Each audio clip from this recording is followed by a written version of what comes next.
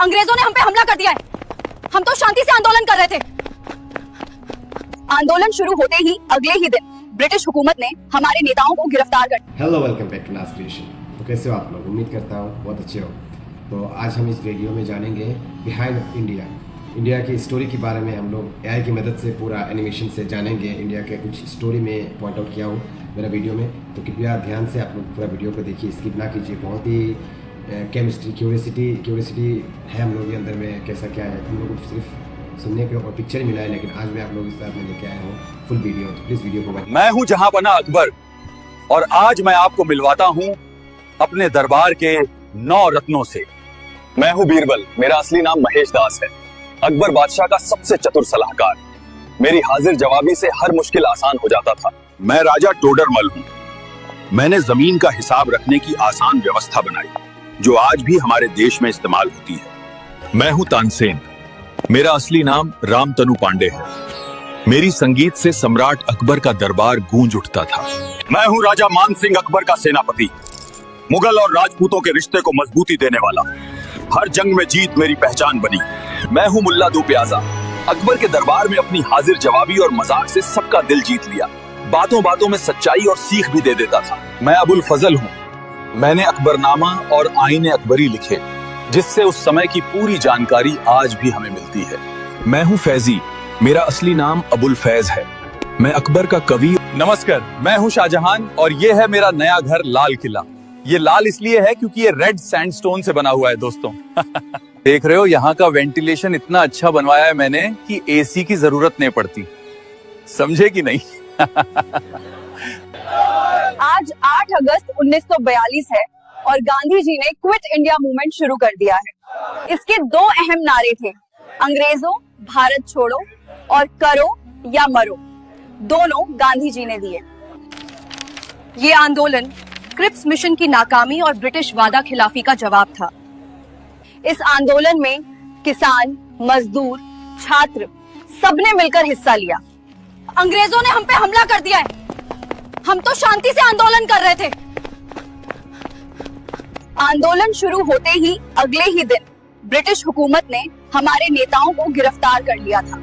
ये आंदोलन भले ही असफल हुआ हो, पर इसने हमारे दिलों में आजादी की आग जला दी है।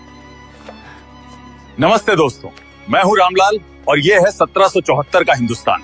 अब से चिट्ठी सिर्फ कबूतर नहीं, हमारे पोस्टल सिस्टम से जाएगी। देखो, पहले रॉबर्ट क्लाइव के वक्त कोई व्यवस्थित डाक नहीं था, फिर वॉरेन हेस्टिंग्स ने 1774 में ये व्यवस्थित पोस्टल सिस्टम शुरू करवाया। 1852 में भारत का पहला स्टैंप बना सिंडे डॉक, जिसका मतलब है सिंध डाक। दोस्तों, भारत में 1972 में पिन कोड व्यवस्था शुरू हुई। इससे चिट्ठियां जल्दी और सही पते तक पहुंचने लगी। हर इलाके का अपना खास पिन नंबर होता है। यह है देश का पहला औपचारिक पोस्ट ऑफिस जो सबके लिए था।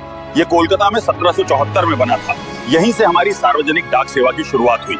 आज 16 अप्रैल 1853 है और आज से भारत में रेलवे शुरू हो गई है। हम सब पहली बार ट्रेन देखने प्लेटफॉर्म पर भाग के जा रहे हैं। भारत की ये पहली ट्रेन मुंबई से ठाणे सिर्फ 57 मिनट में जाएगी और मैं पहले यात्रियों में से एक हूँ। देखो, ये है भाप इंजन। पानी को उबालकर भाप बनाई जाती है जो पिस्टन को चलाती है और फिर पहिए घूमते हैं। इसी ताकत से ये ट्रेन 34 किलोमीटर चलेगी। क्या आपको पता है, इस पहली ट्रेन में 14 डिब्बे थे और 400 से ज्यादा यात्री थे। यहीं से भारत की रेलवे यात्रा शुरू हुई। ये देखो दोस्तों, ये पहली रेलवे की टिकट है। इसका किराया सिर्फ 1 रुपया था। आज हम सोच भी नहीं सकते इतने कम पैसों में सफर। आज बहुत गर्मी है, लेकिन देखो ये कितना खूबसूरत बन रहा है। चले साल से पत्थर काट रहा हूँ, ताज तो बन गया, मेरी कमर टूट गई। शहीन के लिए बना रहे हैं, लेकिन रिटायरमेंट का तो कोई प्लान ही नहीं है। ये हमारा काम है। पर कभी कभी लगता है ये सपना किसी और के लिए है। हम तो सिर्फ कहानियों में रह जाएंगे। तो गाइस, 20 साल की मेहनत के बाद कुतुब मीनार रेडी हो गया है, मगर अभी तक सैलरी नहीं मिली है। भाई, स्टेयर्स चढ़ते चढ़ते तो स्वर्ग मिल गया, ऊपर पहुंचने के बाद तो भगवान ही मिल जाए। मैं हूं चंद्रगुप्त मौर्य और मैंने बहुत सारे छोटे छोटे राज्यों को जोड़कर पहला भारतीय साम्राज्य बनाया। मैंने भारत में पहला टैक्स सिस्टम लाया था ताकि सबका भला हो और कोई भूखा न रहे। हमारा नियम साफ था, इंसाफ सबके लिए बराबर।